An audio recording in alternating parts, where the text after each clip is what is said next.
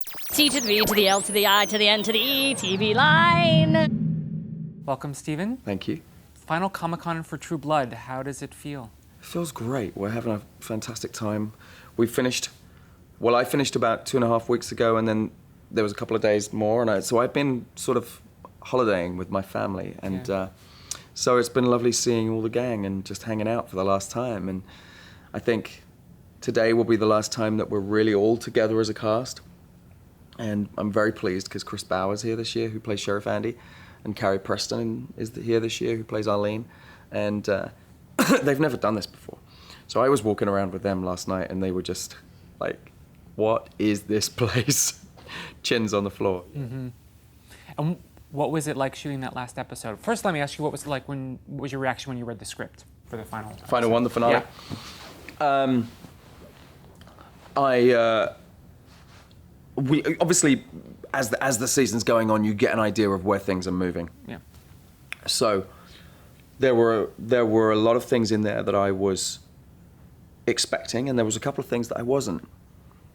And I think that, you know, one of the things I've said this year is that I think that Brian Bucky has done a good job of giving every single fan something that they would like. You cannot please everybody. We know that. It's an impossibility. But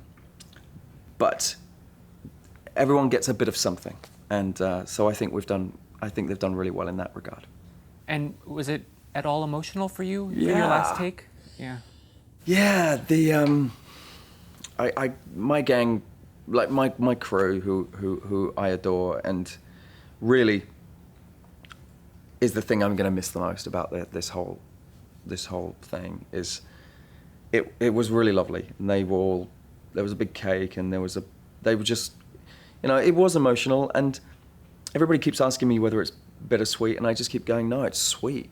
This has been extraordinary. 7 years is 2 lots of college, you know. It's like studying for a doctorate in vampirism.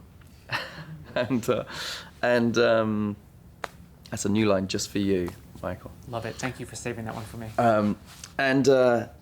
But I feel like that was the thing that was leaving those guys was hard, because it's been the same makeup, but the same camera boys sound since the very beginning, and crew, you know, from art department through. So it's saying goodbye to those people that's the most difficult thing.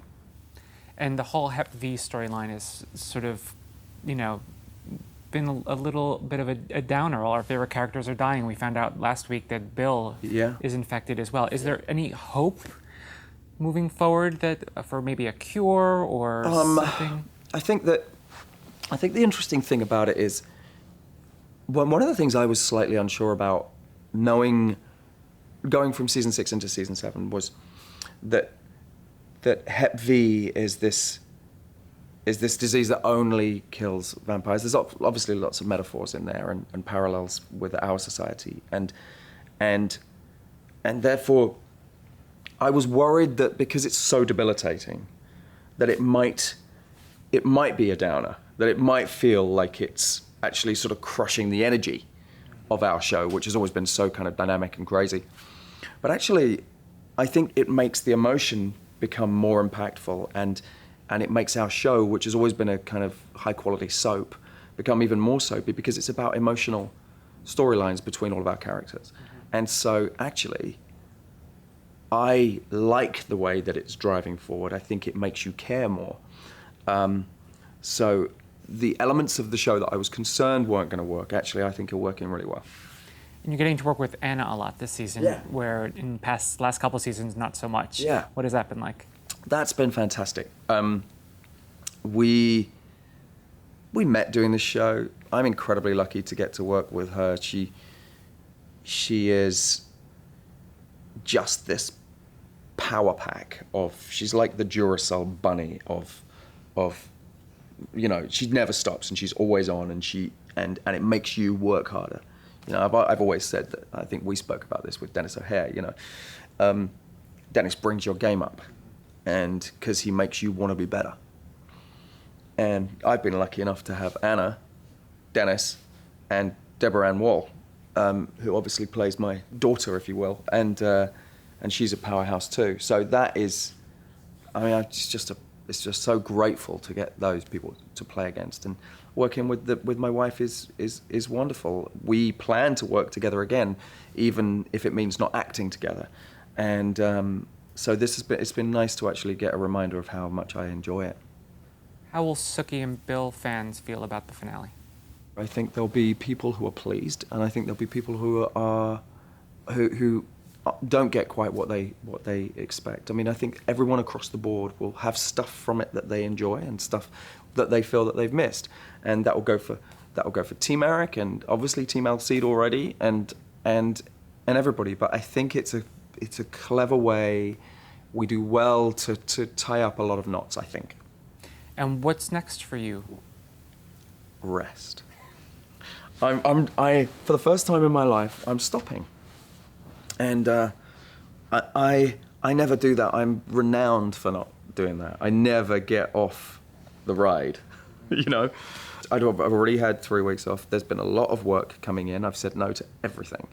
And that's really exciting, actually. The next 2 months, Anna and I are going around the world seeing family with the babies and not doing work. There's a lot in the pipeline. You know about the HBO deal that we've got.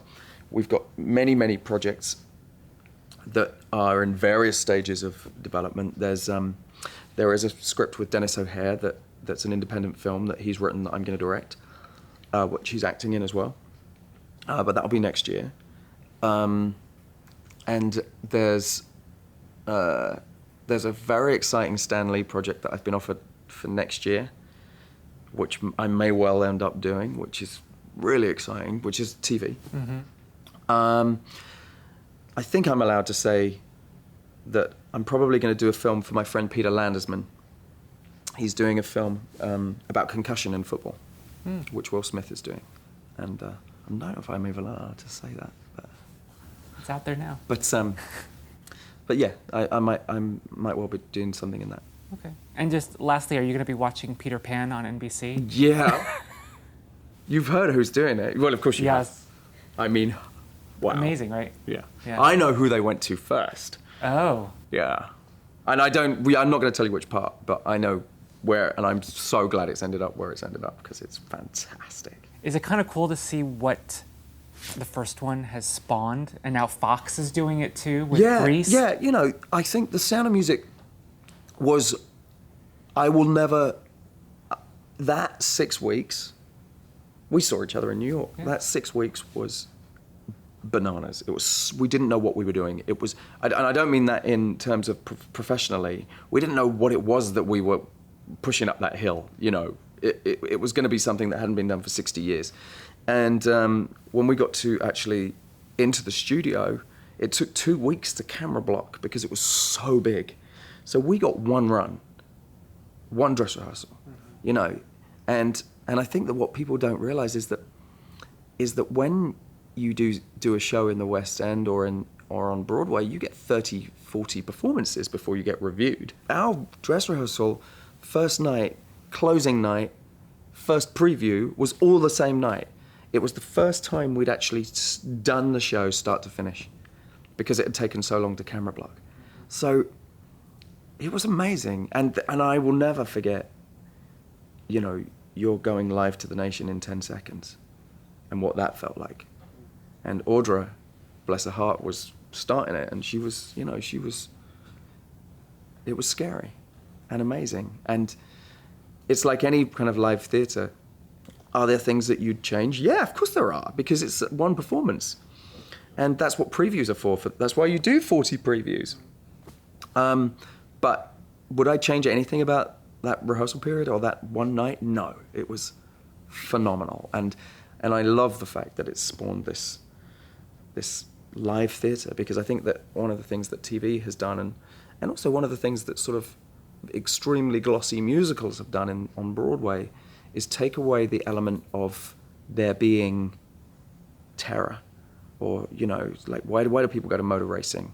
Because really, you're going to see if something happens, if there's a crash. Why do people go to see things live in the first place? Because it's happening then and there.